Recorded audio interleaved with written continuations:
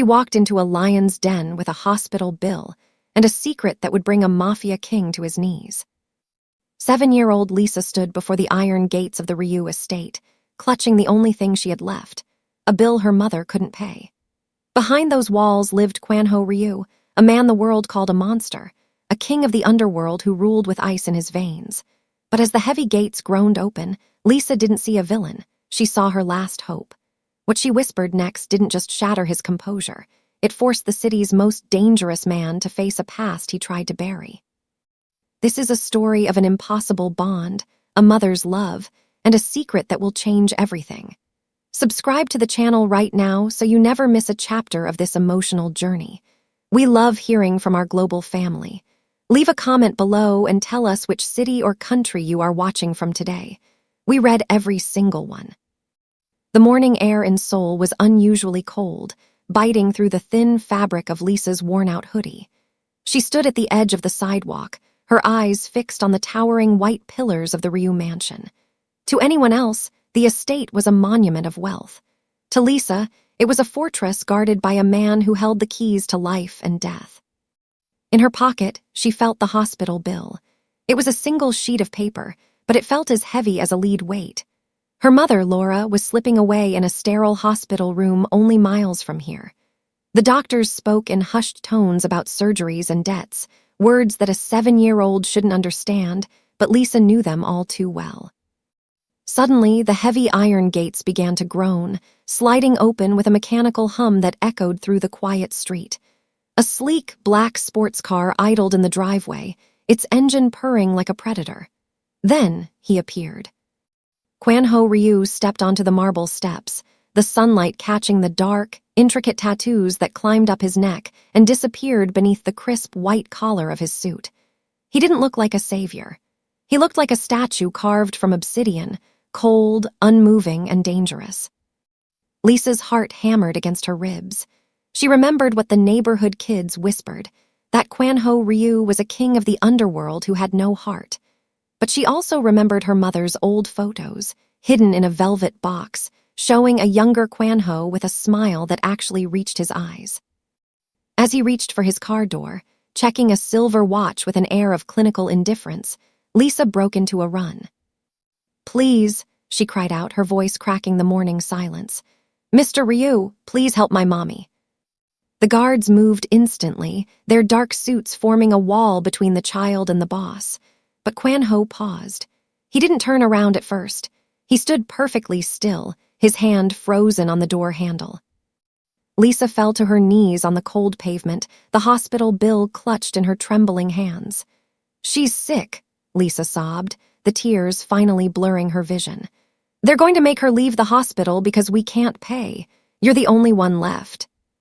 Slowly, Kwanho turned. His eyes were like dark glass, showing no emotion as he looked down at the small girl shivering at his gate. The world seemed to hold its breath. For a long, agonizing minute, he said nothing. He simply stared at her, his face an unreadable mask of power. Then, with a voice as cold as the winter wind, he spoke. "Why should I care about a stranger's debt?" Lisa looked up, her face streaked with dirt and tears. "Because," she whispered, "she told me you were once a good man." The word good seemed to hang in the air like a physical blow. Kwanho Ryu flinched, a movement so subtle that only someone looking closely would have seen it. His jaw tightened, and the cold mask of the Mafia boss cracked for a fraction of a second. The guards shifted uneasily, waiting for a command to drag the child away, but Kwanho raised a single gloved hand, silencing them. He took a step forward, his expensive leather shoes clicking rhythmically on the pavement until he stood directly over Lisa. Up close, he was even more terrifying. The scent of expensive cologne and cold tobacco surrounded him. He looked down at the crumpled hospital bill in her hand, then at the soot-smudged sleeve of her hoodie. "A good man," he repeated, his voice dropping to a low, dangerous rumble. "The woman who told you that is either a liar or a fool. Which one is it, Lisa?" Lisa didn't flinch. She wiped a streak of mud across her cheek and looked him dead in the eye. "She's my mom, and she says you're the reason she still believes in miracles." Kwanho's eyes narrowed. He snatched the paper from her hand, his eyes scanning the figures. The debt was astronomical, enough to ruin 10 families, but to a man like him, it was pocket change. He looked back at the mansion, where his own twin daughters, Hana and Yuna, were watching from a high balcony, their small faces pressed against the glass. They didn't know the darkness their father dealt in. They only knew him as the man who tucked them in. "Get in the car," Kwan-ho said abruptly, turning his back on her. Lisa blinked, stunned. "Wait, what?" "I don't repeat myself," he snapped, though the edge in his voice was beginning to fray. "If your mother is dying, every second you spend crying on my driveway is a second she doesn't have. Get in." One of the guards opened the door to the luxury sedan. Lisa hesitated for only a heartbeat before scrambling into the soft leather interior. It felt like stepping into another world, a world of silence, power, and secrets. As Kwan-ho slid in beside her, he didn't look at her. He pulled out a sleek, encrypted phone and dialed a number. "This is Ryu," he said into the receiver. "Clear the VIP wing at Seoul General, and find out everything there is to know about a woman named Laura Robert. If she dies before I get there, consider the hospital under new management." He hung up and stared out the window, his reflection in the glass looking like a ghost from a past he had spent 15 years trying to kill. He knew the name Laura. He knew the weight of the debt. And he knew that by helping this little girl, he was opening a door that the rest of the underworld would try to burn down. As the car sped away from the mansion, Lisa watched the iron gates disappear in the distance. She had asked a monster for help, but as she looked at Kwan-ho's tattooed hand resting on his knee, she saw it was trembling. The tires of the black sedan screeched as it pulled up to the ambulance entrance of Seoul General. Before the engine had even stopped, Kwan-ho Ryu was out of the car, his movements fluid and sharp. Lisa scrambled after him, her small legs working twice as hard to keep up with his long, determined strides. Inside the lobby, the atmosphere was chaotic, but as soon as Kwan-ho entered, a strange silence followed him. The hospital staff recognized the silhouette, the tattoos, and the aura of a man who didn't take no for an answer. 2 men in suits, who had arrived minutes earlier, stood by the elevators, nodding to him in grim acknowledgement. "Where is she?" Kwan-ho demanded, his voice slicing through the hospital's sterile hum. "3rd floor, room 302, one of the men replied. "They were just about to move her to the public ward, boss. The administrator said her insurance ran out at midnight." Kwan-ho's eyes flashed with a dangerous fire. He didn't wait for the elevator.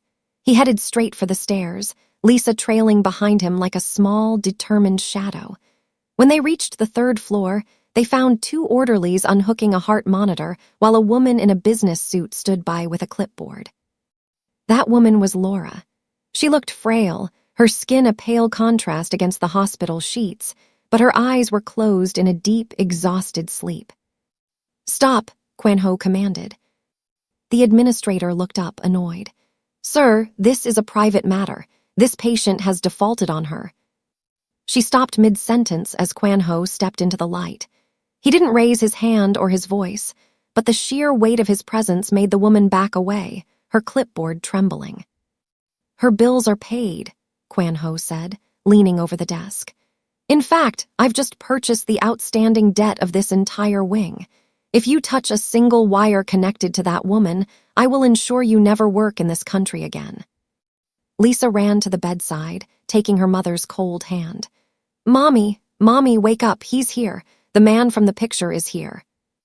Laura's eyes fluttered open. She looked confused, the medication making the world a blur. But then, her gaze shifted past Lisa and landed on the tall man in the black suit standing at the foot of her bed. A ghost of a smile touched her lips. "June," she whispered, using a name Lisa had never heard before. "Is it really you?" Kwan-ho, the man who had ordered executions without blinking, suddenly looked like he couldn't breathe. He looked at Laura, then at Lisa, and finally at the guards standing at the door. The stoic villain was gone, replaced by a man haunted by a choice he had made 10 years ago. "I told you never to come back to this city, Laura," he said, his voice cracking. "I didn't come for me," Laura whispered, her hand tightening on Lisa's. I came because she needed to know who her father was before I left. The room went deathly silent. Quan-Ho felt the floor tilt beneath him. He looked at Lisa, really looked at her, and for the first time, he saw his own eyes looking back at him. The silence in the hospital room was heavy enough to crush the lungs. Quan-Ho Ryu felt the air turn to ice as he stared at the small girl holding her mother's hand. For years, he had operated in a world of absolute control, where every variable was calculated and every enemy accounted for. But he had never accounted for this. He had never accounted for Lisa. Her father, Quan-Ho's voice was a whisper, a sound so fragile it seemed impossible coming from a man of his stature. Laura nodded weakly, her breath hitching in her chest. 10 years, June. 10 years of running because I didn't want her to grow up in the shadow of the dragons. I didn't want her to see the blood on your hands, but I'm tired, and I'm out of time. Lisa looked back and forth between the two adults, her brow furrowed in confusion. Mommy, what is he talking about? Is this the man from the stories? The prince who became a warrior? Quan-Ho didn't answer. He couldn't.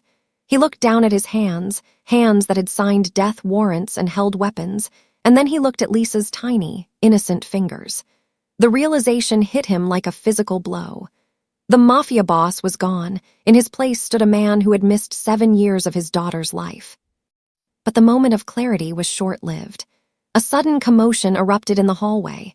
The heavy thud of combat boots and the sharp click of safeties being disengaged echoed through the ward. Quan-Ho's lead guard, Min-jun, burst into the room, his face grim. Boss, we have a problem, Min-jun said, his hand hovering over his holster. The elders have found out you've diverted funds to this hospital. They're calling it a weakness. They've sent a recovery team to clean up the distraction. In the underworld, a mafia boss with a secret family is a man with a target on his back. To the elders of the Ryu Syndicate, Laura and Lisa weren't human beings. They were leverage. They were loose ends that needed to be severed to keep their king focused on the throne. Quan-Ho's eyes transformed. The vulnerability vanished, replaced by a terrifying, predatory focus. He leaned down, placing a hand on Lisa's shoulder.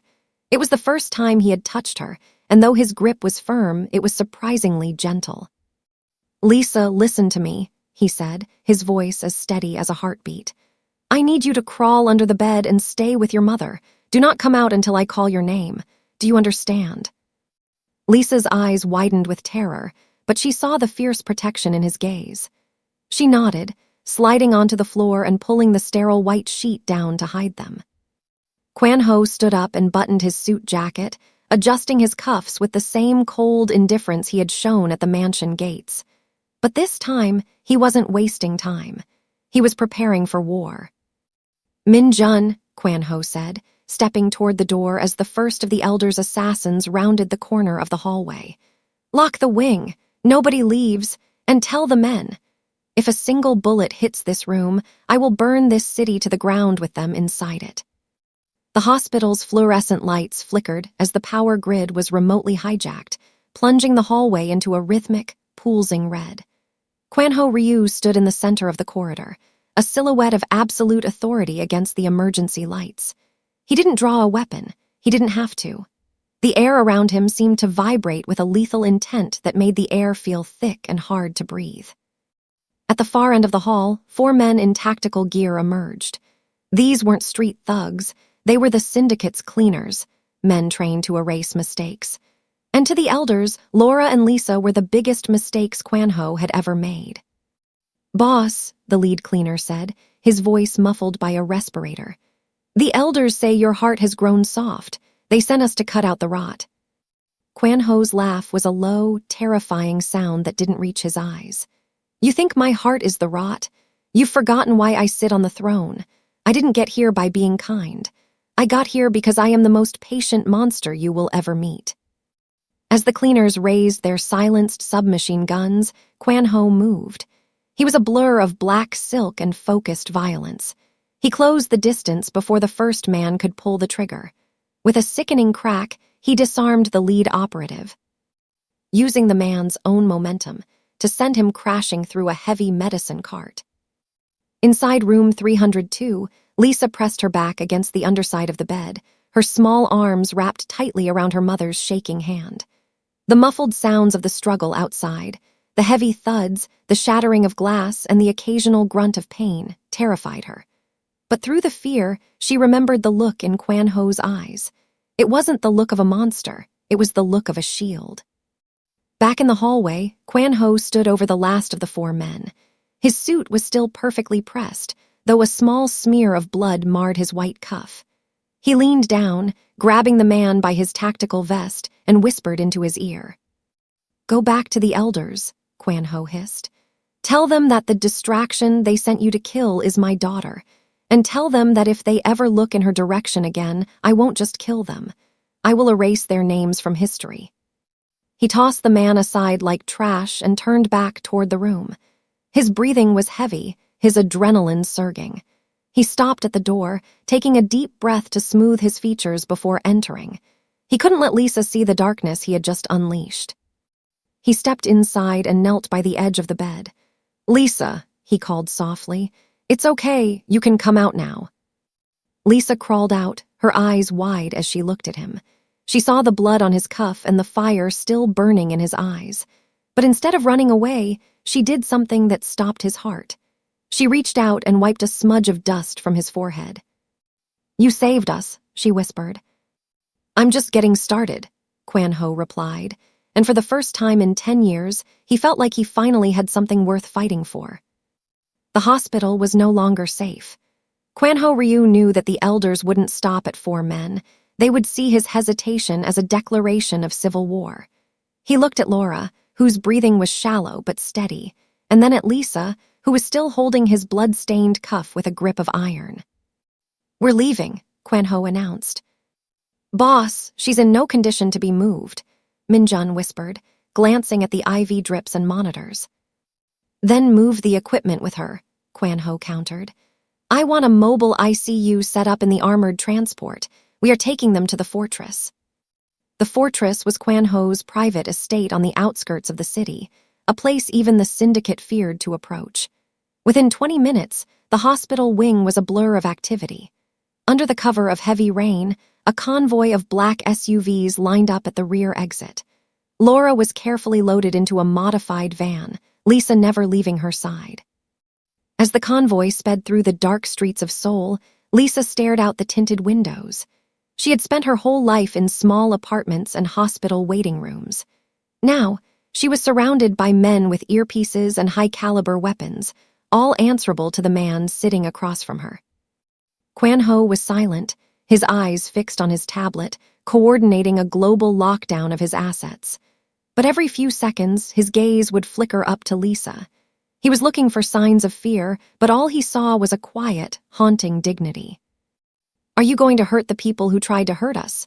Lisa asked suddenly, her voice cutting through the hum of the engine. Kwan Ho paused. He didn't want to lie to her, but he couldn't explain the brutality of his world. "I am going to make sure they can never reach you again, Lisa. That is my only job now." "Mommy said you were a protector," she whispered. "She said that's why she fell in love with you, because when you were around, the world felt quiet." Kwan Ho felt a sharp pang in his chest. He remembered those quiet days 10 years ago, before the tattoos, before the blood, when he was just June, a man with a future and a woman who believed in him. He had traded that peace for power to keep her safe, only to realize his power was the very thing that drove her away. The convoy reached the gates of the fortress. The security was intense, biometric scanners, thermal cameras, and guards perched on stone walls. As the gates hissed shut behind them, Kwan Ho felt a momentary sense of relief. But as he looked at the horizon, he saw the distant lights of the city and knew the elders were already gathering their council.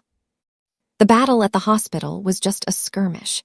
The real war for Lisa's future was about to begin, and it would require Kwan Ho to become the very monster he had promised Laura he would never be. The fortress was alive with the hum of high-tech security, but inside the master suite, the air was eerily still. Laura had been settled into a state-of-the-art medical bed, surrounded by monitors that beeped like a slow, rhythmic heart. Lisa sat in a velvet armchair twice her size, her eyes heavy but refusing to close. She watched Quan Ho as he stood by the floor-to-ceiling window, staring out at the rain-lashed gardens. The silence was broken by the sharp vibration of a phone on a marble table. It was a burner phone, one only used for the highest level of syndicate business. Quan Ho picked it up, his face hardening into a mask of granite. "Speak," he commanded. "The elders have declared your seat vacant, Ryu," a raspy voice whispered from the other end. It was the great elder, the man who had initiated Quan Ho into the life 15 years ago. "By harboring the foreigner and the child, you have brought impure blood into the lineage of the syndicate. You have until sunrise to hand them over for relocation, or we will come for all three of you." Quan Ho didn't blink. "You call them a distraction. I call them my legacy. If you want them, come get them. But tell your men to bring their own shovels. My garden is deep." He crushed the phone in his hand, the plastic snapping under his sheer strength. He turned to see Lisa standing behind him. She had heard everything. "Are the bad men coming here?" she asked, her voice small but steady. Quan Ho knelt so he was eye level with her. He reached out and for the first time tucked a stray braid behind her ear. "They are going to try, Lisa, but they have forgotten one thing. I didn't become the head of the Ryu family because I was the richest. I became the head because I was the most ruthless when protecting what is mine." He led her back to her mother's side. "I need you to be a big girl for me tonight. I have to go to the war room to talk to my captains. I'm leaving Min Jun and 10 of my best men outside this door. They will not let anyone in." "Will you come back?" Lisa whispered, clutching the small silver watch he had left on the nightstand. Quan Ho looked at his daughter, the living proof of a love he thought he had lost. "I will come back," he promised, his voice thick with a strange, new emotion. "Because for the first time in my life, I have a reason to stay alive." As he walked out and the heavy steel doors hissed shut, Quan Ho felt the monster inside him wake up. He wasn't just a mafia boss anymore. He was a father, and a father with nothing to lose is the most dangerous man on earth. The storm outside the fortress reached a fever pitch, but it was nothing compared to the tension in the war room. Quan Ho Ryu stood over a digital map of his estate, watching as heat signatures began to appear at the perimeter of his woods. The elders hadn't sent an army, they had sent ghosts. Professional assassins, the elite of the Ryu syndicate, were moving through the shadows. "They're bypassing the main gates," Min Jun reported, his voice tight through the comms. "They're using the old service tunnels. Boss, they're coming for the medical wing." Quan Ho's face didn't change, but his eyes turned into chips of obsidian. "Let them in," he whispered. Min Jun hesitated. "Sir." "Open the tunnel vents," Quan Ho commanded. "Lure them to the lower courtyard. I want them to think they've found a weakness. Then seal the exits. Tonight, the fortress doesn't just protect us, it consumes them." As the security systems hissed and gates unlocked, Quan Ho didn't reach for a gun. Instead, he drew a long, black-bladed tanto from a display case on the wall. This was the blade of his ancestors, a weapon meant for close-quarters justice. In the medical suite, Lisa heard the distant sound of an alarm. It wasn't loud, but it was persistent. She looked at her mother, Laura, who had finally drifted into a peaceful sleep. Lisa remembered Quan Ho's promise. She grabbed a small, heavy book from the nightstand and sat on the floor, blocking the view of her mother's bed. If anyone came through that door, they would have to go through her first. The courtyard below erupted into a symphony of violence. The syndicate assassins realized too late that they had walked into a trap. High-intensity floodlights flared to life, blinding them, as Quan Ho dropped from a second-story balcony like a dark angel of death. He moved with a speed that defied his suit's formal lines. Every strike was precise, every movement calculated to incapacitate and terrify. He was no longer a man, he was the personification of the dragon tattooed on his neck. One by one, the cleaners fell. They weren't fighting a boss, they were fighting a father who had rediscovered his soul. Suddenly, a loud crash echoed from the upper floor, the medical wing. Quan Ho froze. He looked up just in time to see a shadow move past the window of room 302. The elders had used the courtyard as a distraction for their real target. "Lisa," Quan Ho roared, his voice echoing over the thunder. He turned and sprinted toward the stairs, his heart hammering with a fear he had never known in a decade of mafia warfare.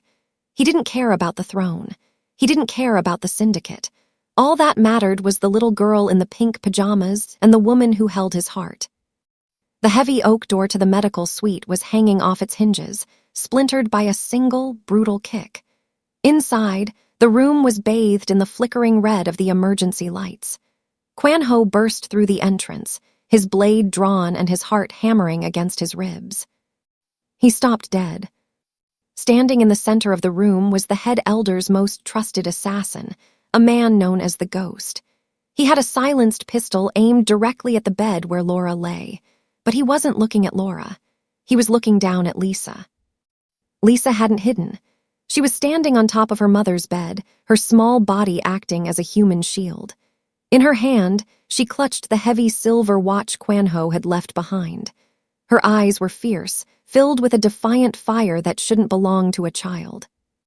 "If you hurt her," Lisa shouted, her voice echoing with an authority that stopped the Ghost in his tracks, "my daddy will find you. He's the king and he never loses." The Ghost chuckled, a dry, raspy sound.